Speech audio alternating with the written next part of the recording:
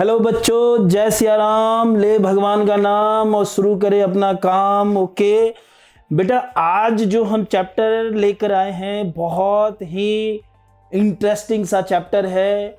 बहुत बच्चों ने इसका नाम पढ़ लिया होगा और बोला होगा कि सर मन के अंदर ये और कैसे इंटरेस्टिंग, क्योंकि बच्चों के बीच में ये ज़्यादातर देखा गया है कि 1 से लेकर के 12th तक सारे बच्चों से पूछा जाए कि सर कौन सी क्लास सबसे बोरिंग होती है, तो ज़्यादातर बच्चों का जवाब होगा जो 12th पास आउट हो चुके हैं, सर 9th क्लास। और वो क्यों सबसे बेकार होती है, तो सर ज्योमेट्री। तो क्या ये बात सही है या हम लोगों ने जो इमेजिनरी दुनिया मैथ को लेकर के बनाई है, कुछ ऐसी सी बात है। और ये बहुत ही इंटरेस्टिंग सा पार्ट है बेटा, ये बहुत ही मज़ेदार सा पार्ट है। और ये 9th की ज्योमेट्री मैं आपको प्रॉमिस करना चाहूँगा, ये ऐसी चीज़ है कि जहाँ पर दूसरे कैलकुलेशन में तो आपको सॉल्व भी करने पड़ेंगे, लेकिन इनके आंसर आप वर्बली पहुँच सकते हो कि ये नहीं ये आंसर होगा, और बाद में आप लिख भी सकते हो, तो ये आपको याद भी हो जाएंगे और आप इसको बना भी सकते हो। तो बहुत ही मज़ेदार सा चैप्टर स्टार्ट कर रहे हैं।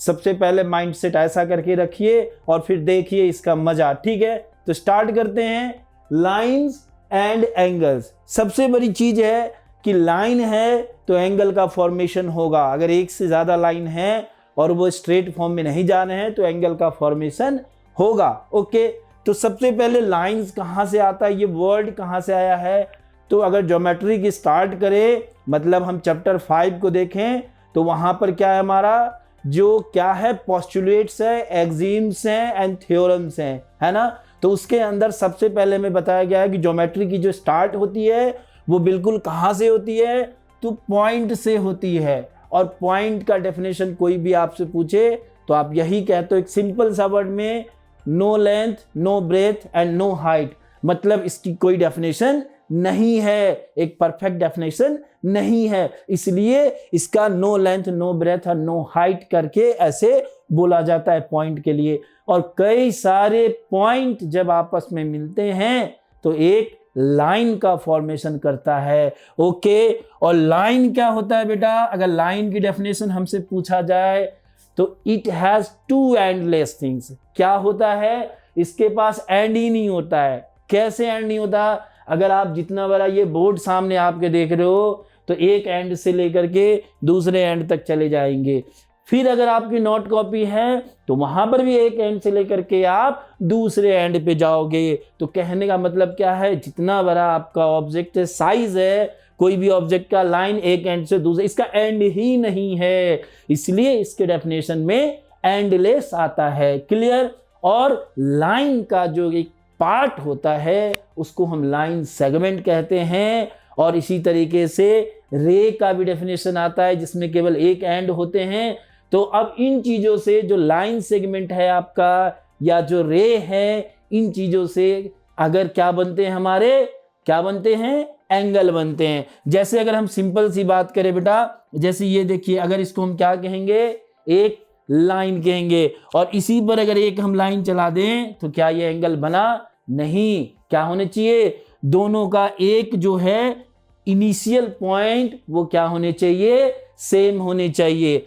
टर्मिनल भी सेम हो सकता है, तभी ये क्या करेगा, एंगल का फॉर्मेशन करेगा। ठीक है, तो इस तरीके से हमने बेसिक तौर पर ये समझ लिया है कि लाइंस एंड एंगल्स क्या है। देखिए लाइन और एंगल्स जब बनते हैं तो कुछ इस तरीके के जो है फिगर आपके सामने हैं कि ऐसे फिगर बनते हैं। ओके, तो चलते हैं हम अपने नेक्स्ट के लिए। तो बच्चों, लाइन एंड एंगल्स हमने ये देख लिया है क्या होता है लाइन, कैसे लाइन का कॉन्सेप्ट बना है और कैसे लाइन से एंगल बनते हैं, और कुछ फिगर भी हमने देखे थे। अब यहां पर देखिए, जैसे ही लाइन और एंगल समझ लिया है तो इसके बाद अब इसके हम टाइप समझते हैं। देखिए टाइप क्या है, जो बेसिकली इसको और भी चीजों को आप इधर उधर ले जा करके एक दो और इसके होते हैं जिनके आप नाम जान सकते हो, लेकिन मेनली जो है इन्हीं के बेस पर वो चीजें भी आती है। देखिए सबसे मेनली क्या है, एक्यूट एंगल, फिर क्या है हमारा राइट एंगल, और फिर क्या है हमारा ऑब्ट्यूस एंगल। तो इनका नाम आप 150% थर्ड फोर्थ क्लास से ही सुनते आ रहे होंगे, ठीक है। तो कुछ आइडिया जरूर होगा इसके लिए, फिर भी हम एक बार इसको देख लेते हैं। देखिए एक्यूट एंगल क्या होता है, ऐसे एंगल जो ग्रेटर देन 0 डिग्री हो और लेस देन 90 डिग्री हो बेटा, है ना। ये तो ऑब्वियस सी बात है ना कि कोई भी एंगल का फॉर्मेशन तभी बनेगा जब कम से कम 1 डिग्री तो बने ही बने। 0 डिग्री तो कहने का मतलब क्या, लाइन के ऊपर ही लाइन आ गया, जैसा कि मैंने बताया था आपको, है ना। तो ऐसा पॉसिबल नहीं है, कम से कम 1 डिग्री तो बनना ही बनना है।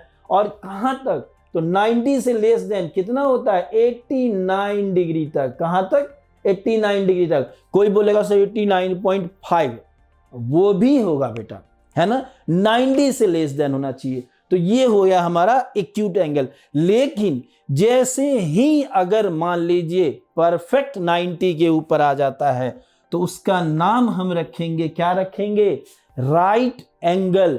राइट एंगल, तो यहां हम देख सकते हैं कि राइट एंगल का फॉर्मेशन कैसे बनता है, बिल्कुल परपेंडिकुलर। उसका नाम ही रखा गया राइट एंगल की वजह से ही परपेंडिकुलर रखा गया है।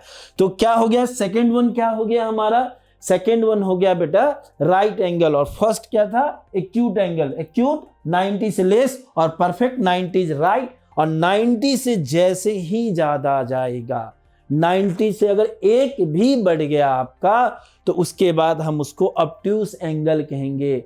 और ऑब्ट्यूस एंगल कोई तो इसकी लिमिट होगी, तो 100% है 180 से लेस देन। मतलब ऐसे एंगल जो आपके 90 से ज्यादा हैं और 180 से कम है, वो ऑब्ट्यूस एंगल कहलाते हैं। तो बेटा आप इसको मन में एकदम इन शॉर्ट रिवीजन कर लीजिए। और बहुत सिंपल सी बात है, शुरू से ही इसको हम पढ़ते आ रहे हैं।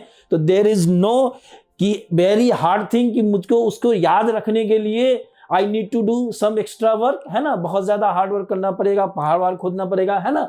अब तो बेसिकली हम शुरू से बोल लेते हैं, एक्यूट एंगल 0 से 90, right angle 90 and more than 90, less than 180 is obtuse angle. तो इसके अलावा भी कुछ टाइप्स हैं, उसको भी थोड़ा हम देख लेते हैं। तो बच्चों अब यहां पे आते हैं। देखिए बेटा इनके अलावा जो कुछ एंगल के टाइप्स हैं प्यारे बच्चों, फर्स्ट वन है स्ट्रेट एंगल और सेकंड वन है रिफ्लेक्स एंगल। अब हम कहां तक रुके थे, हम रुके थे ऑब्ट्यूस एंगल पे, जिसके लिए हमने डिग्री जो डिसाइड किया था, डिग्री का लिमिट जो डिसाइड किया था, वो more than 90 and less than 180। अब 180 के बाद जाएगा तो क्या हो जाएगा, उसी को हम कहते हैं रिफ्लेक्स एंगल। और किससे कम होना चाहिए, 360 से कम होना चाहिए। क्या होना चाहिए, 360 से कम होना चाहिए। उसी को क्या कहेंगे हम, आपका रिफ्लेक्स एंगल कहेंगे। तो क्या कहीं 360 के बाद भी हम जाएंगे, ऐसा नहीं है।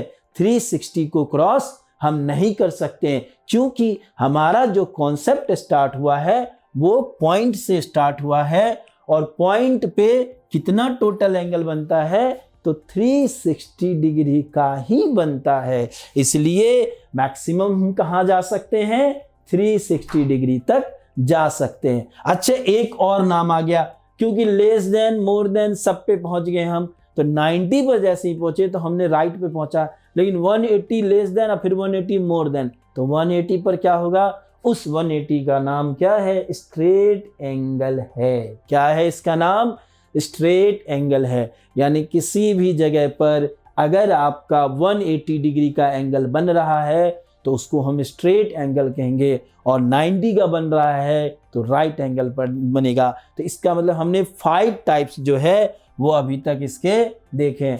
और भी कई सारी चीज़ें जो हैं लाइन एंड एंगल से जुड़े हुए कॉन्सेप्ट हैं आपके, जैसे कि अगर आप उसका नाम जानोगे तो आप ये भी जान, शुरू से इसका भी नाम आपने सुना ही होगा, vertically opposite angle, okay, linear pair, okay.